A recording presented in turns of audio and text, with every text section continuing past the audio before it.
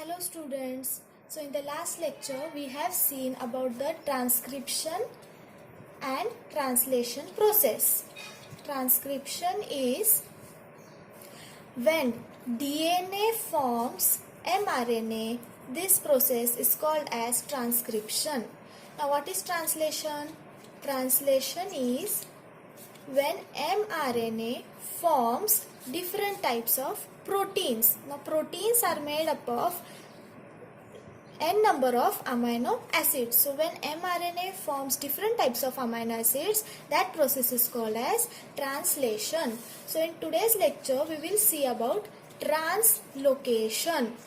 Translocation is the process which is derived from translation process. So from the word itself you can understand trans and location means to move from one place to another place. So let us consider a strand of mRNA. There are different types of triplet codon. What is triplet codon? Triplet codon is a group of 3 nucleotides. Okay, this is a strand of mRNA. So then what happens? Here according to the message means the triplet codons which are present here, A, C, U, whichever, it may be any triplet codon. Okay, according to the message on mRNA, tRNA brings different types of amino acids. We have seen here in this way. This is tRNA. And according to the message, it brings different types of amino acids, and this tRNA has the anticodon on it. Anticodon is, see, adenine always goes with thymine, cytosine always goes with guanine. So this is, A is code, T is its anticode. Similarly, C is a code, G is its anticode. So these are the anticodons. So anticodons are present on the surface of this tRNA. Okay, so this is the translation process. Now in translocation, the amino acids which are brought, the amino acids, suppose this is one of the amino acid 1, which is brought by the tRNA, moves from one place to the other place. Now for this triplet codon, this is one amino acid. This amino acid is bound by rRNA. Okay. Now this triplet codon has another amino acid number 2. This triplet codon has another amino acid 3. This has amino acid 4. This has amino acid 5 and so on. Okay. So these amino acids are bounded by rRNA. What is rRNA? Ribosomal RNA. Okay, so these are bounded by the ribosomal RNA and they have peptide bond in between. This bond is called as peptide bond. Okay, so from one place to this amino acids moves from one place to another place. Okay. And during this process, ribosome keeps on moving from one end to the other end. Okay. So this chain of amino acids forms proteins. Okay. So this chain of amino acids forms proteins. Now what is translocation? We have understood. During this process, ribosomes keep on moving from one end of the RNA to the other end of the RNA, and this process is called as translocation. Okay? And when n number of amino acids comes together, it forms proteins. These proteins control various functions in the body of living organisms. Okay? Now next point we will see mutation. Mutation we already know. Mutation is a sudden change. Sudden change which is taking place. For example, let us take a strand of mRNA. These are the triplet codon. When this triplet codon is replaced by another triplet codon,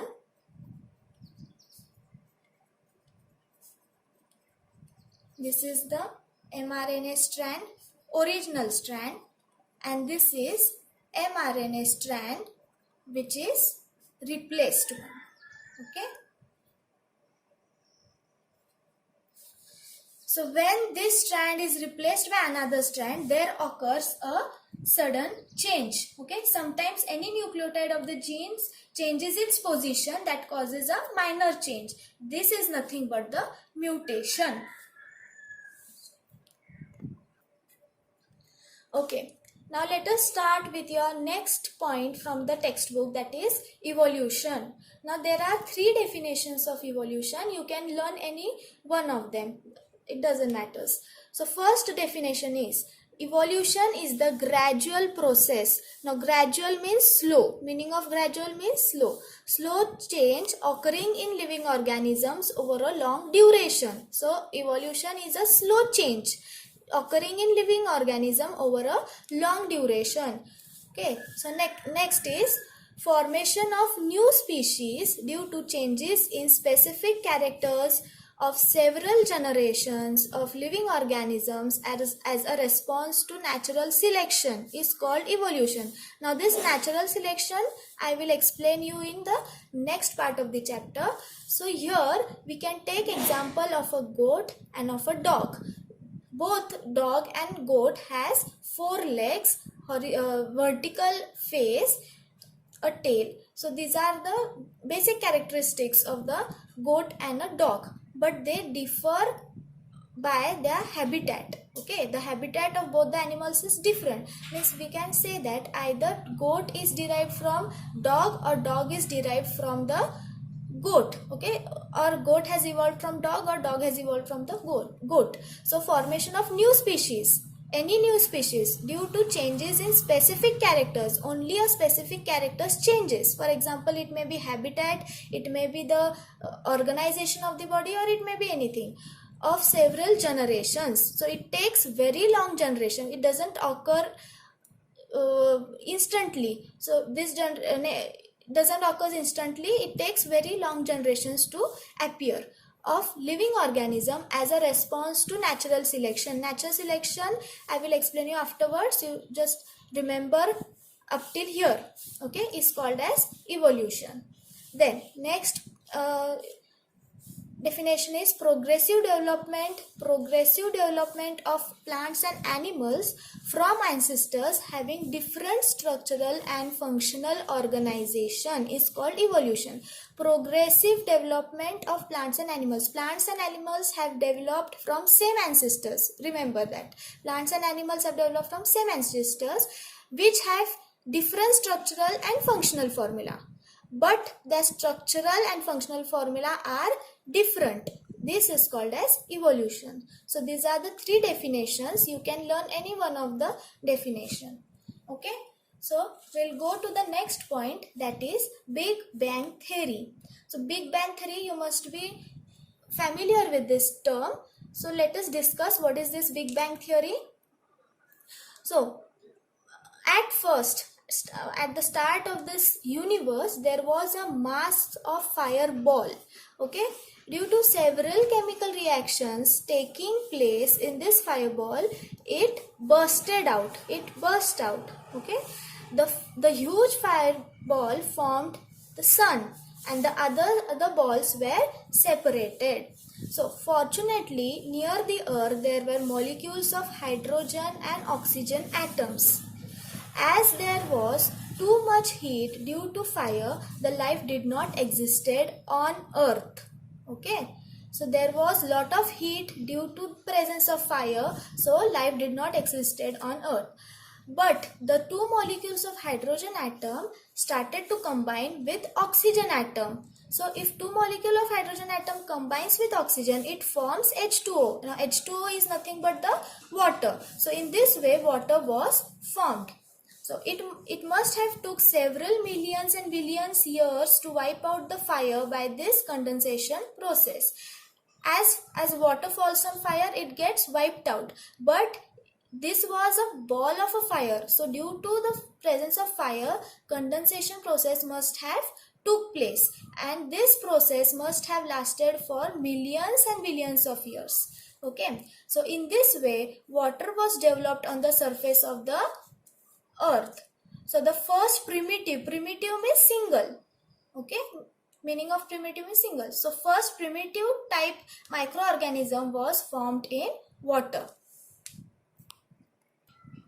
Okay, so let us again discuss the evolution. Evolution.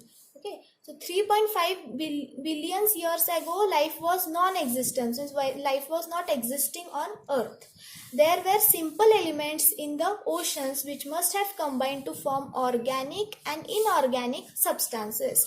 Now, organic substances which has hydrogen, carbon, and nitrogen, and oxygen.